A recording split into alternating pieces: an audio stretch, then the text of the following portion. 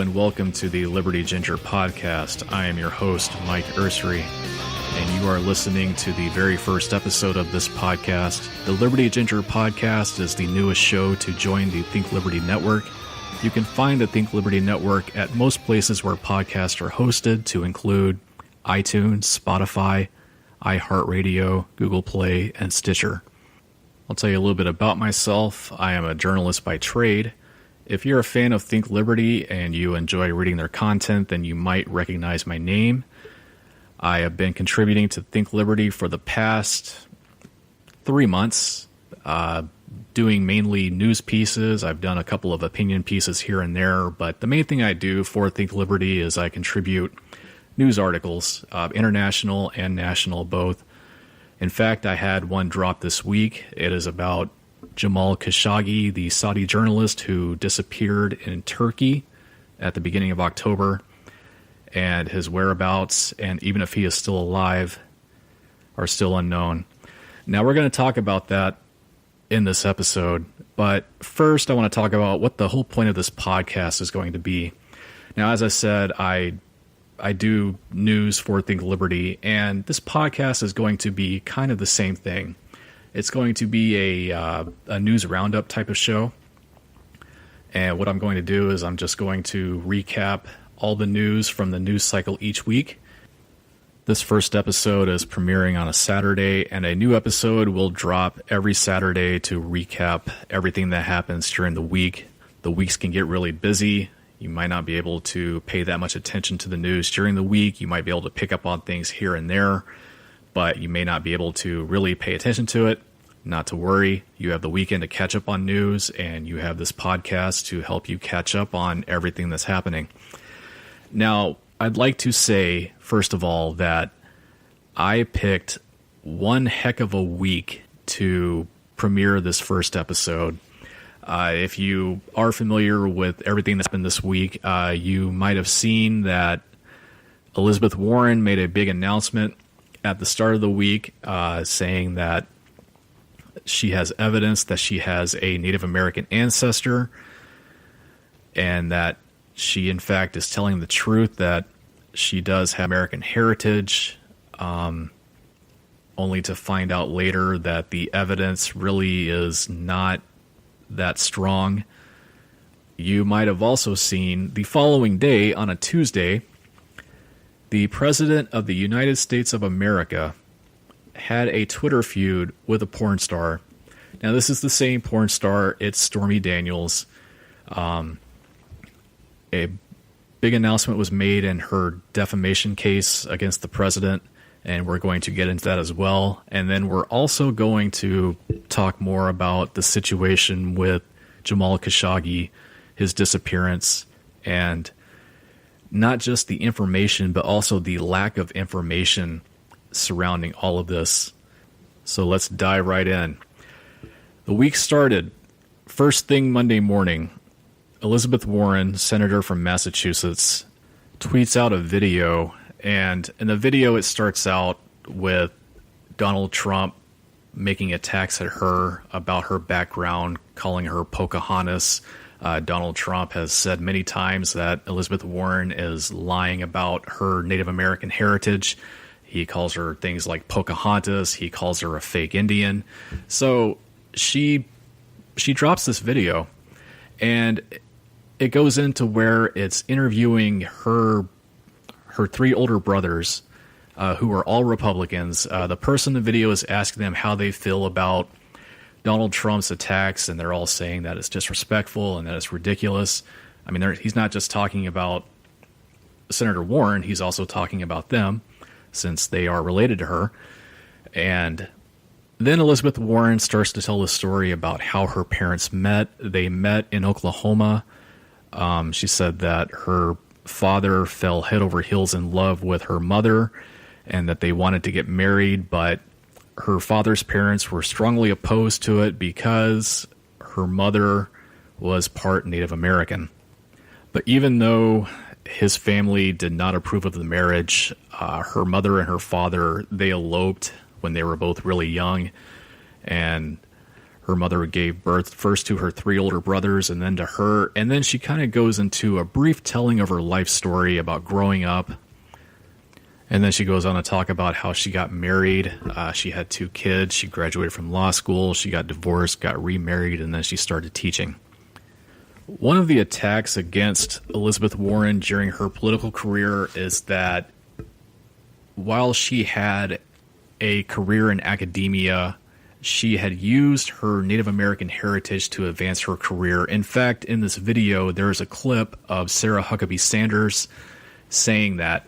She said that those exact words. She used her Native American heritage. I'm sorry, as you were. She lied about her Native American heritage to advance her career. Warren says herself in this video that she did not actually do that. She never used her background to advance her own career. And not only that, but also in the video, there is a series of interviews with several people who say the same thing. Now, I won't go on too much about that part of the video. It is still on her Twitter account at ElizabethForMA, so you can go and watch that video for yourself. But now there is one part of the video where she is talking on the phone with this geneticist, a man named Carlos Bustamante. Carlos Bustamante explains himself as a person who has advised companies in direct-to-consumer space, including Ancestry.com, 23andMe, and Helix. And in the video, she is talking to him on the phone, and he is explaining to her that he found in her genome a Native American ancestor that's in her pedigree. So she dropped this video on Twitter, and along with the video, she also dropped a series of tweets that were aimed at Donald Trump. And she begins by saying, "My family, including Fox News watchers, sat together and talked about what they think of @real Donald Trump's attacks on our heritage. And yes, a famous geneticist analyzed my DNA and concluded that it contains Native American ancestry. I get it, Donald Trump is afraid of facts, but I'm not. And the facts are clear. A deep, independent investigation shows my background played no role in any job I got. I never expected my family's story to be used as a racist political joke, but I don't take any fight lying down. I want you to have the power to fight lies with the truth, so here's a news site for you to review every document for yourself." And she drops a link to ElizabethWarren.com. Elizabeth Warren's heritage played no role in her hiring. And then she continues on, "By the way, Donald Trump, remember saying on July 5th that you'd give $1 million to a charity of my choice if my DNA showed Native American ancestry? I remember, and here's the verdict. Please send the check to the National Indigenous Women's Resource Center. NIWRC is a nonprofit working to protect Native American women from violence. More than half of all Native women have experienced sexual violence, and the majority of violent crimes against Native Americans are perpetrated by non-natives. Send them your $1 million check, Donald Trump. I took this test and released the results for anyone who cares to see because I've got nothing to hide. What are you hiding, Donald Trump? Release your tax returns, or the Democratic-led House will do it for you soon enough. TikTok, Mr. President. Having some memory problems, Donald Trump? Should we call for a doctor? Here's something you won't forget, Mr. President. You're the least popular president in modern history, and your allies will go down hard in the midterm elections. 22 days. TikTok. TikTok. We all know why Donald Trump makes creepy physical threats about me, right? He's scared. He's trying to do what he always does to women who scare him. Call us names, attack us personally, shrink us down to feel better about himself. It may soothe his ego, but it won't work. Bottom line, my heritage played no role in my hiring. Ever. The Boston Globe reviewed all the evidence. Their verdict? At every step of her remarkable rise in the legal profession, the people responsible for hiring her saw her as a white woman. I won't sit quietly for Donald Trump's racism, so I took a test. But DNA and family history has nothing to do with tribal affiliation or citizenship, which is determined only by tribal nations. I respect the distinction and don't list myself as a native in the Senate." And then she posted several more tweets that were aimed at the president. Needless to say, Elizabeth Warren, on that Monday morning, Senator Warren, she came out swinging. And I'm talking haymakers. And then all of this started to hit the news. And if you remember some of the headlines from Monday morning.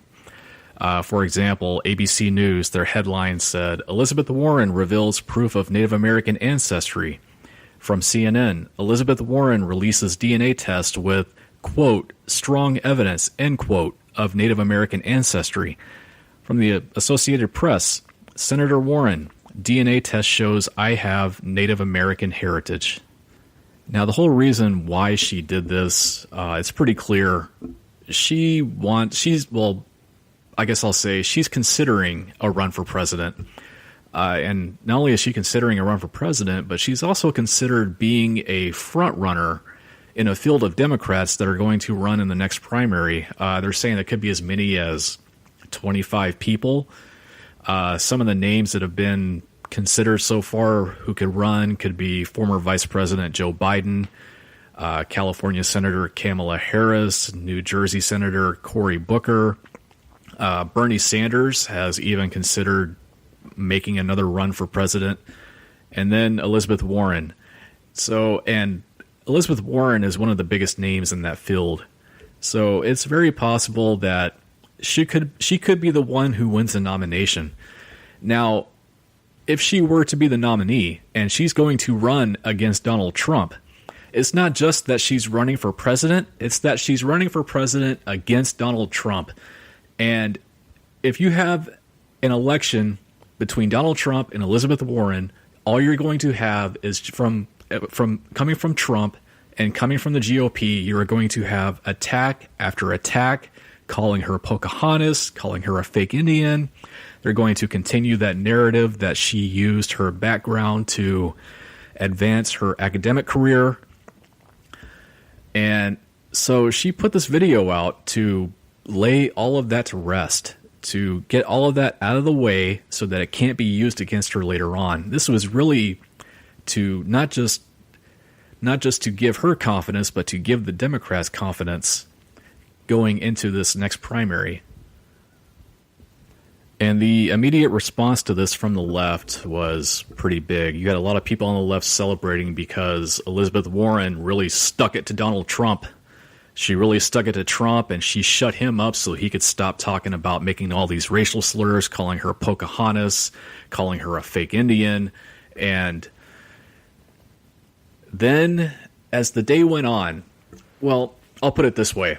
If you're on the left, your Monday morning started out pretty good. But then as the day went on, your day probably got progressively worse if you were really following this story. If you're on the right, your day probably started out a little concerning, and the right was pretty quiet when this happened. But then, if you're on the right, your day, as the day went on, your day probably got more and more hilarious.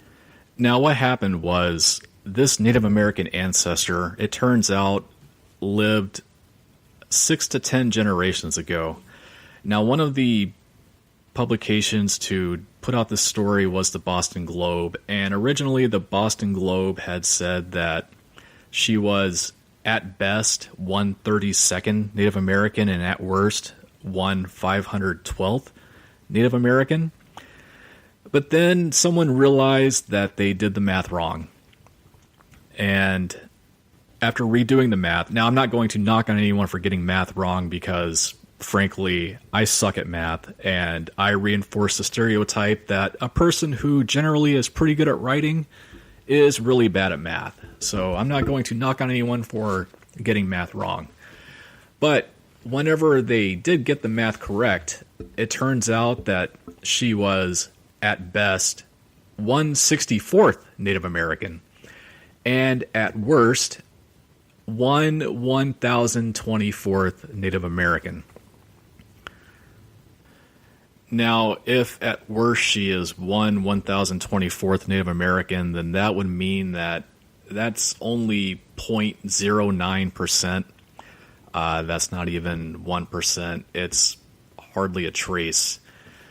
Now, the whole thing with one of the things with Donald Trump is that he spoke at a rally back in July, and he was talking about if Elizabeth Warren were to be the nominee. And one of the things he was saying was that if she could take a DNA test and prove that she is, in fact, as Trump said, an Indian, he would give $1 million to the charity of her choice. He stood at that rally and he said, "I will give you $1 million to your favorite charity, paid for by Trump, if you take the test and it shows you're an Indian." Why does Donald Trump speak in third person? Can anyone explain that? He tweets that way too. He talks in the third person. It's weird. But now, one of the things that was being said was that, well, it's not really strong evidence, so maybe Donald Trump shouldn't have to pay $1 million. And he even walked back that promise during the day on Monday. All he told reporters was go back and read it again. He was walking back the promise that he wouldn't have to pay the $1 million like he said. Now, she did take a DNA test, and it did show that she does have a Native American ancestor. So technically, you could argue that she did win that bet, but let's look at it this way. Just for the sake of taking all the bias out, take Elizabeth Warren out of it, take Donald Trump out of it. Let's just say you have two people, two strangers, person A and person B. Person A claims to have Native American heritage. Person B says, "Prove it. Prove it. I bet you $100. We won't even say $1 million. We'll say $100. Prove it. I bet you $100 that you can't prove it. If you do, I will give you $100.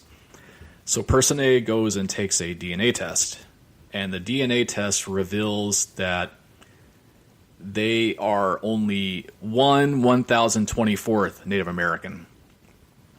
Is that really strong evidence?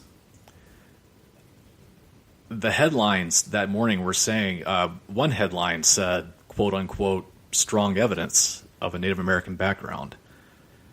1/1024th, 0.09% really is not strong evidence.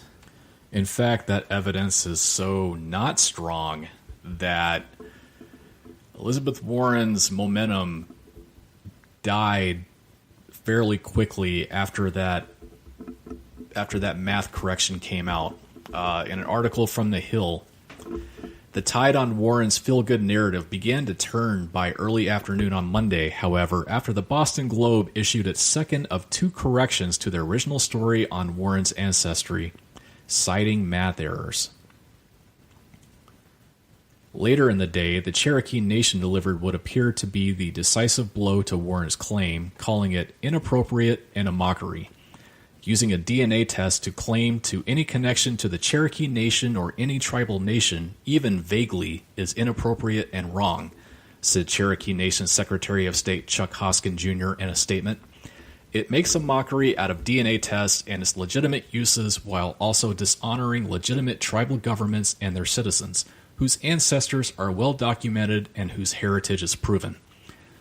And as if conservatives and or Trump supporters needed any more motivation to get to the polls in 3 weeks, prominent Democrats such as Obama 2012 campaign manager Jim Messina questioned why Warren would put the party on the defensive following the disastrous confirmation hearings for Supreme Court Justice Brett Kavanaugh, which ended up being a huge momentum boost for the GOP if polls showing huge jumps in party enthusiasm are any indication. And yes, that is true. Midterm elections are less than 3 weeks away, and a lot of indications do show that the GOP did get a boost from everything related to the Brett Kavanaugh confirmation. Midterm elections usually don't go well for the political party that controls the White House. If you remember Barack Obama in 2010, that midterm election, the House of Representatives went from a Democratic majority to a Republican majority. And then in the second midterm election, in Obama's second term, the Senate then went from a Democratic majority to a Republican majority. Now you have Donald Trump in the White House, who's a Republican, and a lot of the attention is going to be on this midterm election. Right now, the GOP has a supermajority.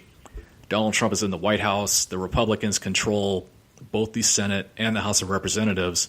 On top of that, Donald Trump has already appointed 2 justices to the Supreme Court. The Democrats are making a very strong push to try to break up that supermajority if they could take back the House of Representatives and maybe even somehow take back the Senate. But seeing everything that happened over the course of Brett Kavanaugh's confirmation, it's likely that what had happened there energized the GOP base, and now you have this come out, and as Jim Messina is saying that with, at the time whenever this announcement came out, 22 days before a crucial election where we must win House and Senate to save America, why did Elizabeth Warren have to do her announcement now? Why can't Dems ever stay focused? He said this in a tweet that day. Speaking of energizing the GOP base, Trump took to Twitter that same day because, of course, he did. And he tweeted this out. He said, "Pocahontas, the bad version, sometimes referred to as Elizabeth Warren, is getting slammed. She took a bogus DNA test and it showed that she may be 1/1024th, far less than the average American. Now Cherokee Nation denies her DNA test is useless, even they don't want her phony. Now that her claims of being Indian heritage have turned out to be a scam and a lie, Elizabeth Warren should apologize for perpetrating this fraud against the American public. Harvard called her a person of color, amazing con, and would not have taken her otherwise." Now that last part of his tweet, only half of that is true. As far as they would not have taken her otherwise, well, she's already released documents showing that that part is not true. But as far as Harvard calling her a person of color, an old article from the Harvard Crimson, that's the Harvard newspaper, has surfaced. This is written back in 1996, and the article is entitled "Survey, Diversity Lacking at HLS." HLS is Harvard Law School. It starts out, "A majority of Harvard Law School students are unhappy with the level of representation of women and minorities on the law school faculty, according to a recent survey. The survey, distributed last May by the Coalition for Civil Rights, reported that 83% of respondents believe the number of minority women on the law school faculty is inadequate. More than half of students surveyed also expressed disappointment with the low representation of white women, minority men, and openly gay, lesbian, or bisexual faculty members at the law school."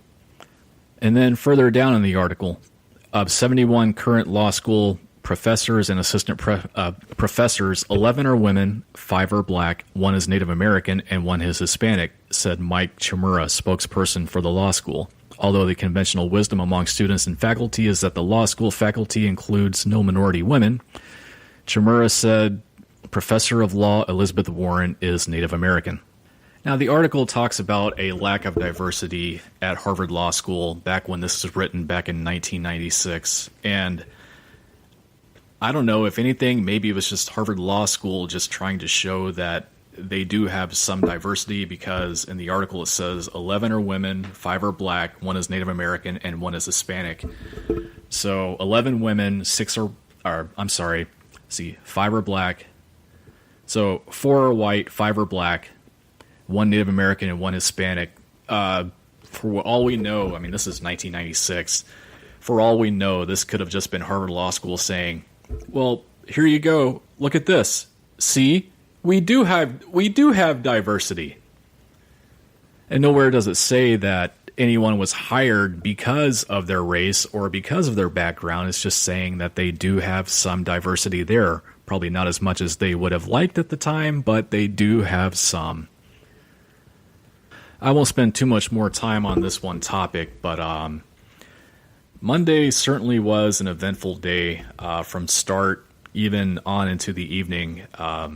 By the time this math correction came out and people started having fun with this, people immediately stopped talking about Elizabeth Warren's Native American heritage. Well, except for the people who were making jokes about it. But people who support Senator Warren and people who support Democrats immediately stopped talking about it. And with that, we will stop talking about it. And we will go on into the following day, Tuesday. Oh my. Do you remember Stormy Daniels filing a defamation lawsuit against President Trump? The lawsuit was filed in late April, and it pertains to a tweet from Donald Trump in April. That tweet was on April 18th, to be exact.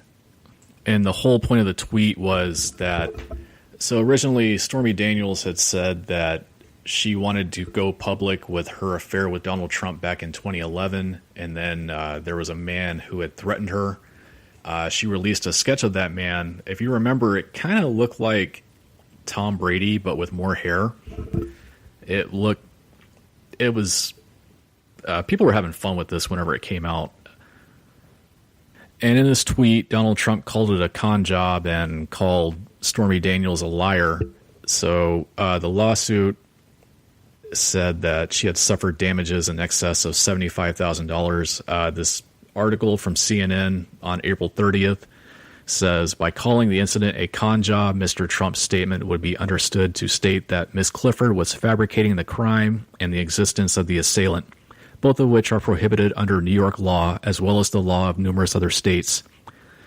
And this is what her lawyer, Michael Avenatti, had written in that lawsuit. It was apparent that Mr. Trump meant to convey that Ms. Clifford is a liar, someone who should not be trusted, that her claims about the threatening encounter are false, and that she was falsely accusing the individual depicted in the sketch of committing a crime where no crime had been committed. Mr. Trump made his statement either knowing it was false, had serious doubts about the truth of his statement, or made the statement with reckless disregard for its truth or falsity. President Trump, through his lawyer, had asked for that case to be thrown out. And fast forward to this past Tuesday, which was October 16th, and that was exactly what happened. It was tossed out by District Judge James S. Otero. And Judge Otero wrote, "The court agrees with Mr. Trump's argument because the tweet in question constitutes rhetorical hyperbole, normally associated with politics and public discourse in the United States. The First Amendment protects this type of rhetorical statement." In addition to dismissing the lawsuit, this is according to CNN, Otero ruled Trump is entitled to attorney's fees. So not only was the defamation suit thrown out, but Stormy Daniels is to pay Donald Trump's attorney fees for this. Now, this, of course, was pretty big news on Tuesday, but this was not the biggest news from Tuesday. Oh, not even close. So Donald Trump, because of course he did, once again took to Twitter. He took to Twitter to celebrate his victory because the defamation suit against him had just been thrown out. So Donald Trump takes to Twitter and he has this to say, I'm going to try to get through all of this without laughing. I have laughed every time I've looked at this. I'm going to try not to now, but I can't make any promises. Federal judge throws out Stormy Daniels' lawsuit versus Trump. Trump is entitled to full legal fees at Fox News. Great. Now I can go after Horseface and her third-rate lawyer in the great state of Texas.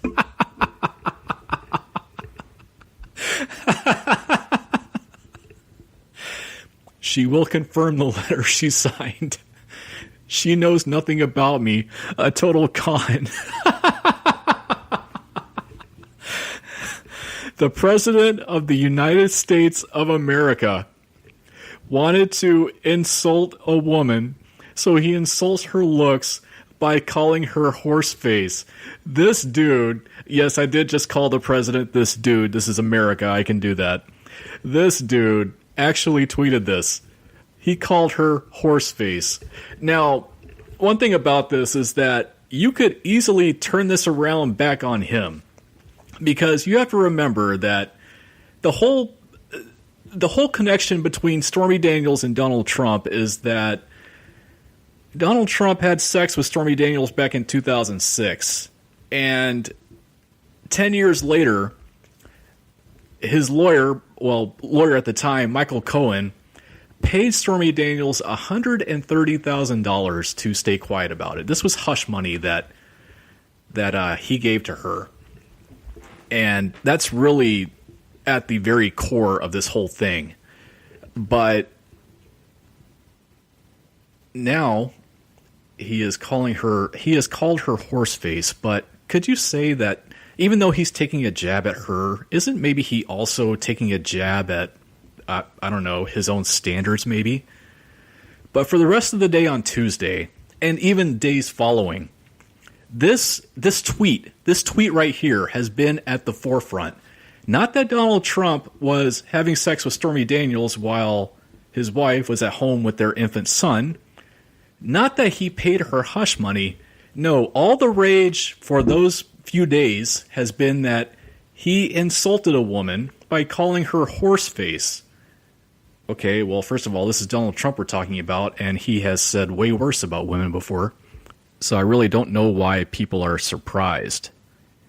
Now, this does not mean that I'm condoning what he said. Obviously not. I honestly think that he could have done without doing that. And I also think that this whole thing is incredibly stupid.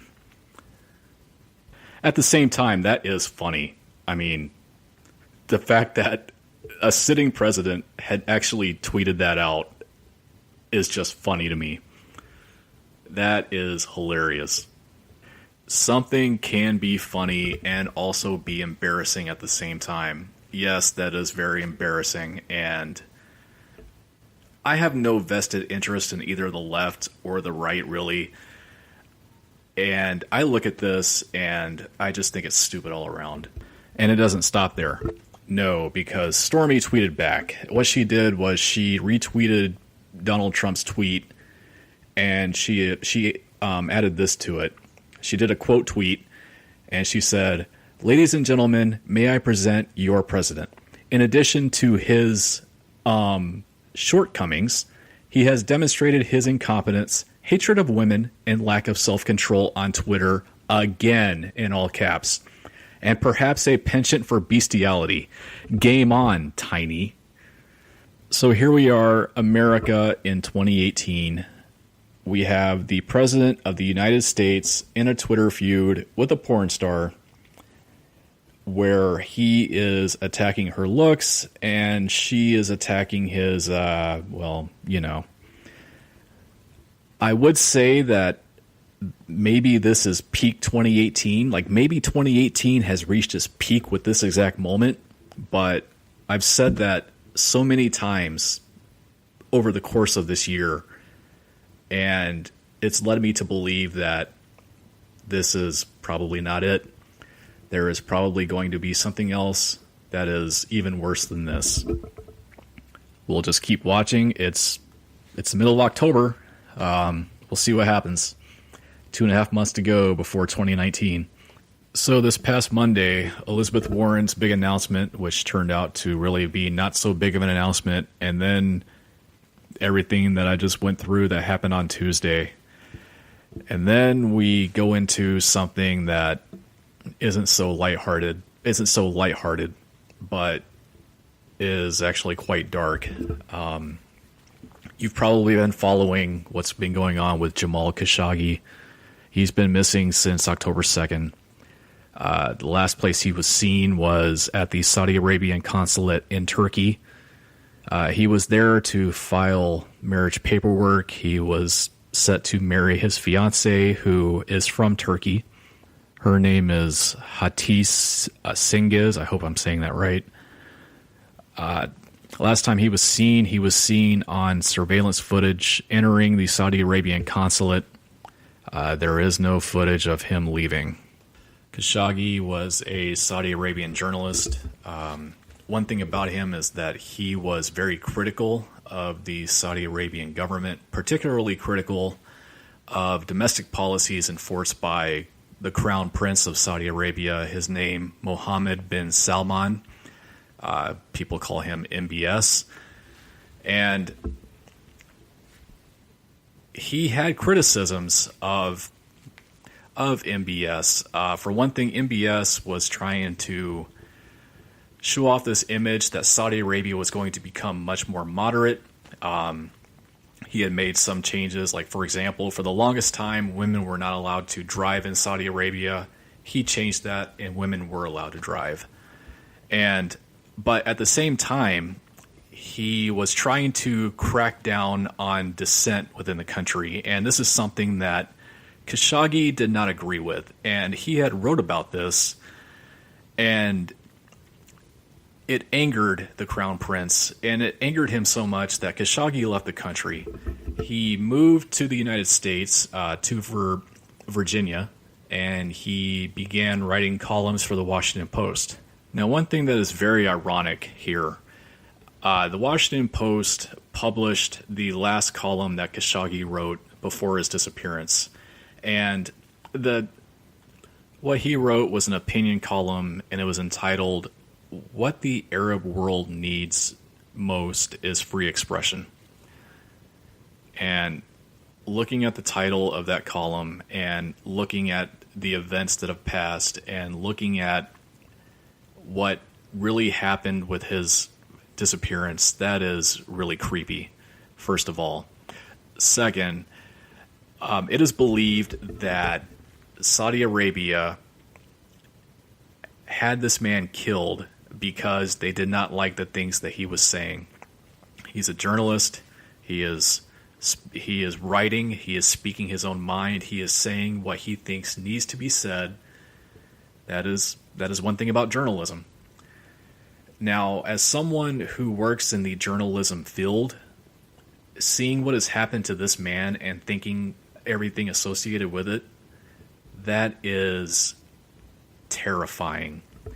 Now, of course, my journalism career is here in America. Here in America, the press has certain freedoms and certain protections.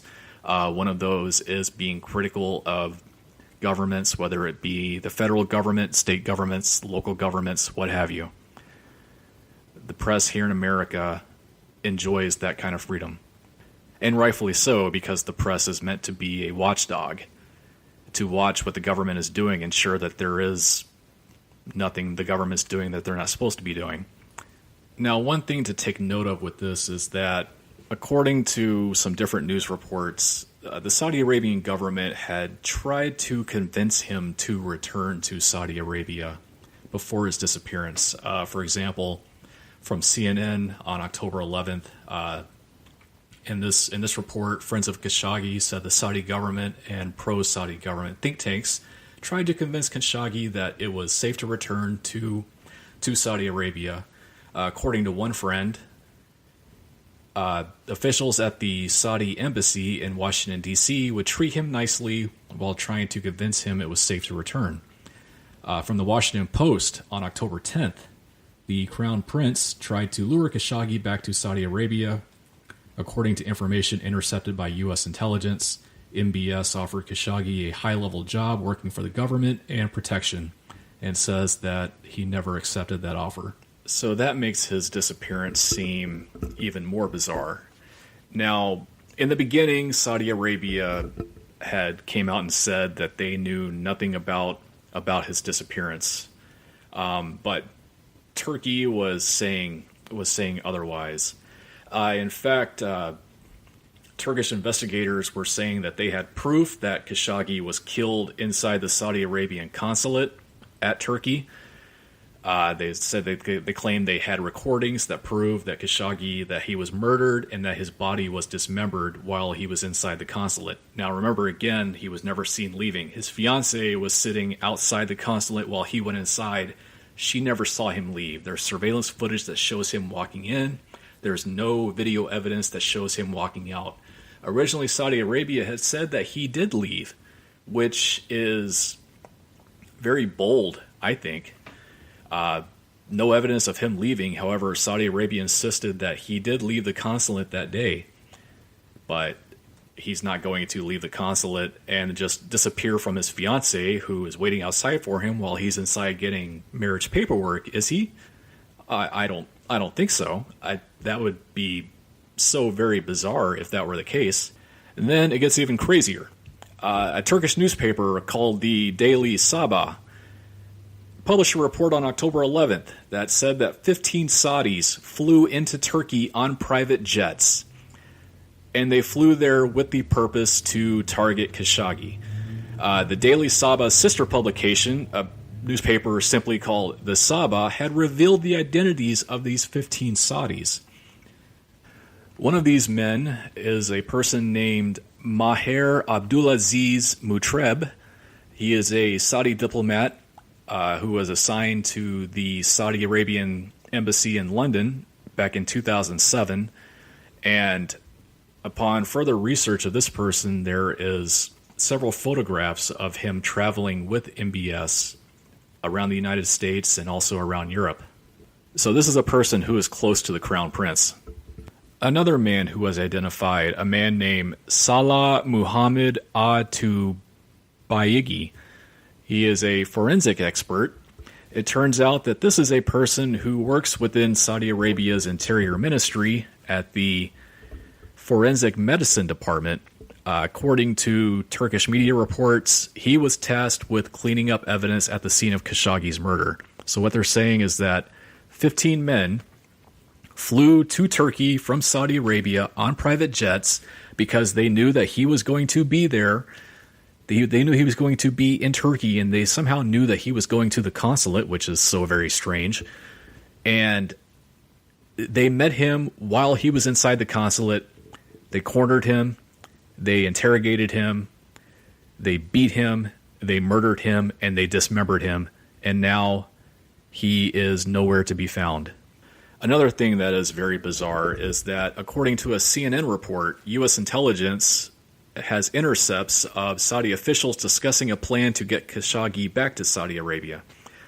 That, according to that CNN report, that same U.S. official said it is unclear if the original plan was to murder Khashoggi or if a plan to kidnap him at the consulate went foul. So either the 15 men, so where we are right now is that the 15 men were either supposed to go there, interrogate him, kidnap him, drag him back to Saudi Arabia, or meet him at the consulate, murder him there, dispose of his remains. That is awful. Either of those plots are awful. Now, as far as Turkey saying that they have proof that he was killed, if they have this proof, can they just go ahead and release it?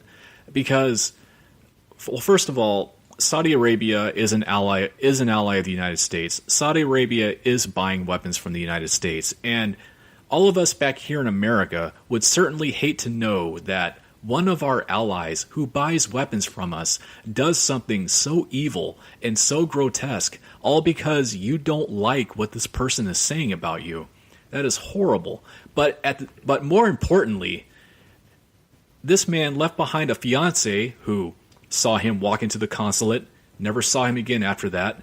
I don't know what he left behind as far as family, close friends, acquaintances, whatever, but there are people close to him who are still... He disappeared on October 2nd. It's been more than 2 weeks. What has happened to this man?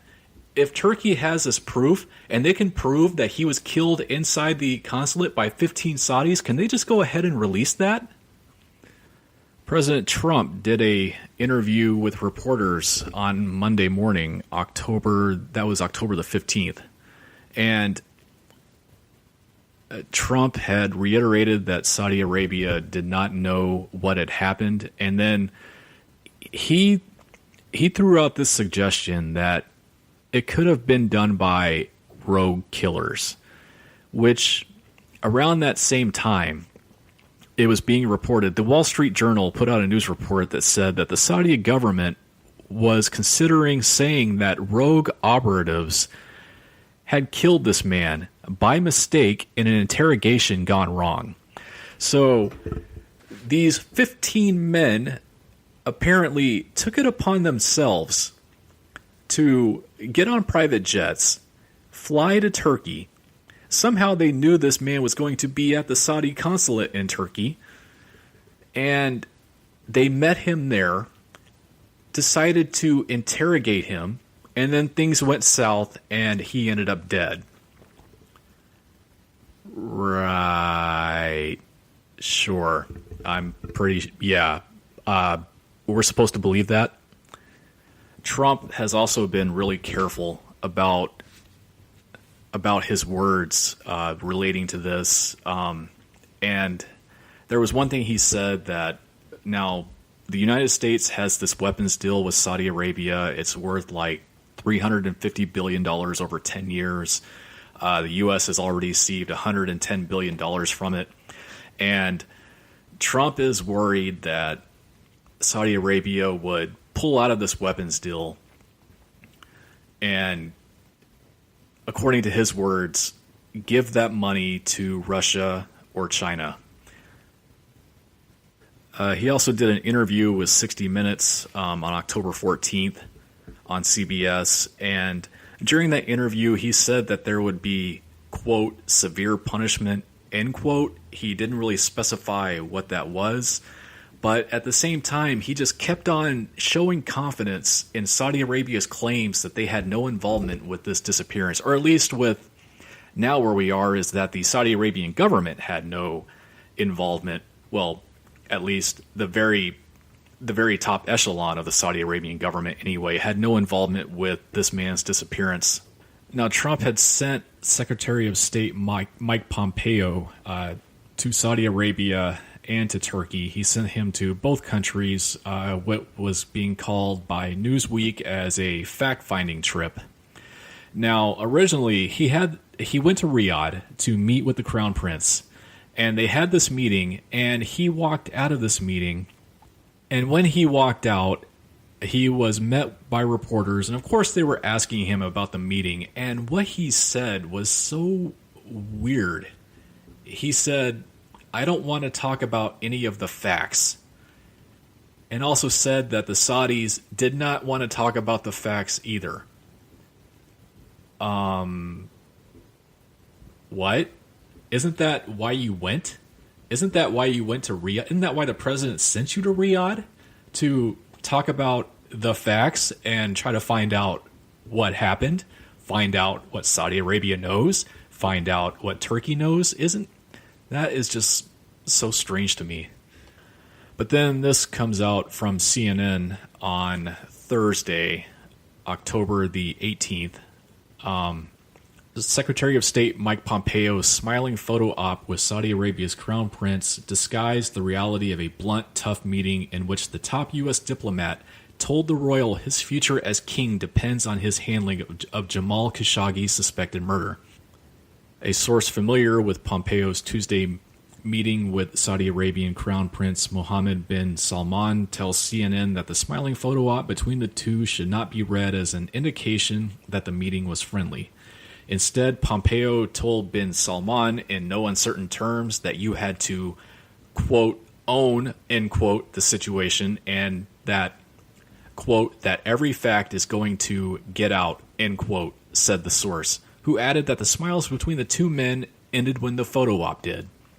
The source presented this view of a tougher White House approach to the situation amid growing bipartisan criticism of the Trump administration's handling of the suspected murder of the Washington Post journalist at the hands of a Saudi hit squad in Istanbul on October 2nd. Further down in the CNN article, Pompeo went on to tell the prince bluntly that if they don't, the U.S. will have to deal with this, end quote, the source said, and, quote, will take action because the world will demand it and that President Trump's hand will be forced by the global pressure, end quote. The Trump administration is relying on Saudi Arabia for a slew of crucial foreign policy priorities, from funding for Syria's reconstruction and the fight against extremists there, to getting Saudi financial support for a Middle East peace plan. Most crucially, the White House needs Saudi Arabia to keep international oil markets steady as they confront Iran and introduce new energy sanctions against countries that purchase Iranian oil starting November 4th. So only then do we know about what really happened at that meeting. so odd for you to walk out of a meeting and tell reporters, I don't want to talk about the facts, and neither did they. Okay? But now we know that the White House, well, at least we have the perception that the White House is taking a very tough stand against Saudi Arabia and demanding to know what exactly happened.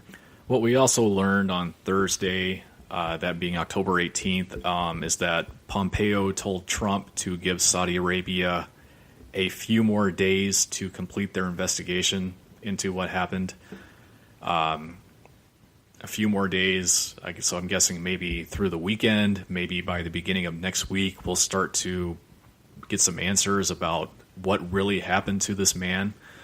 But this is a very, not only is it terrifying, but it's also infuriating, because this is just, it should not be, first of all, it should not be taking this long. And second, if this government, if the Saudi Arabian government is really behind this, and the orders are directly from the Crown Prince to murder a journalist only because that journalist was saying things that they did not appreciate, that is very bad. That is very, very bad. At the same time, this is the Saudi Crown Prince, Mohammed bin Salman. Now, this is an old report from NBC News. This is back in March. This is from 7 months ago, where 14 current and former senior U.S. officials had told NBC News that intelligence showed that the Crown Prince had blocked his own mother from seeing his father more than 2 years ago, at the time that this was written, and has kept her away from him as a young prince rapidly amassed powers. This man put his own mother under house arrest. He sent her somewhere in the country of Saudi Arabia. He put her there under house arrest, and the reason for it is because she felt that he was going to attempt a power grab. Now, if your own mother is afraid that you're going to attempt a power grab and take control over the royal family, unless you have an actual plan to attempt a power grab, are you going to send her away so she's not in the way to meddle with your attempted power grab?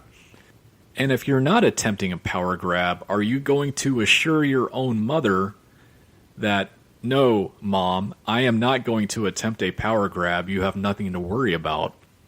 You wouldn't send her away on house arrest if that were the case, right? One excerpt from this NBC News article. The U.S. officials, who spoke on condition of anonymity because of the sensitive nature of the intelligence, said the 82-year-old King Salman, that is the Crown Prince's father, has at times been told his third wife is out of the country receiving medical treatment. They said the king has told people around him that he misses her and apparently does not know her true location or status. Multiple U.S. officials have told NBC News previously that their interactions with the king suggest he is not consistently lucid. At one point during a meeting at the White House in September 2015, King Salman told then-President Barack Obama that his wife was in New York for medical treatment and that he hoped to visit her while in the U.S., officials said. The officials said Obama did not inform the king that his wife was not in New York, but the king's comment was viewed as further evidence of what officials already had gleaned from intelligence on the royal family. This Crown Prince is one shady dude. We're still waiting. So as of Thursday, Saudi Arabia had a few more days to figure out what had happened. So maybe by the beginning of next week, we'll get some answers on that. And for the last piece of news that we will go over in this episode, an article came out from The Hill on Thursday, October 18th. And this is about the state of Nebraska, and this is pretty funny. Now, I've never been to Nebraska, but whenever I think about Nebraska, I think of cornfields and college football. That's all I know about that state. I've never been there. From The Hill, Nebraska released a new state slogan Wednesday with a self-deprecating angle. Nebraska, honestly, it's not for everyone. The Nebraska Tourism Commission shared the campaign, which is set to debut in the spring at a Nebraska City Conference. State Tourism Director John Ricks told the Omaha World Herald that the Cornhusker State has consistently ranked as the least likely state tourists plan to visit, which means that his department has to think outside the box. To make people listen, you have to hook them somehow, Ricks said. We had to shake people up. The new attempt to draw tourists to the state is a notable departure from their previous tagline, Nebraska Nice. Well, I don't know if that's really going to hook anyone. If I were to consider visiting a state and I couldn't decide if I wanted to go, and the pitch made to me was, well, it's not for everyone, I'm probably going to think to myself, well, I guess it's not for me then. If it's not for everyone, then maybe there's something that's special about it. But, ladies and gentlemen, we have reached the end of our first journey together. I really appreciate everyone who has listened to this podcast. If you like this podcast, I would ask that you please rate, comment, and subscribe. By doing this, it makes the algorithms happy, and this podcast can show up in apps when people are searching for podcasts. On behalf of the Think Liberty Network, thank you very much for listening. Like I said, Think Liberty Network is hosted in most places where you can find podcasts: iTunes, Google Play, Spotify, iHeartRadio, Stitcher. You can check out all of our content at our website, www.think-liberty.com. We are on Facebook. We are on Twitter at think_liberty. We are also on Steemit and on Minds. We're on Instagram. Search for Think Liberty, all one word. I am Mike Ursery, and you have been listening to the Liberty Ginger Podcast.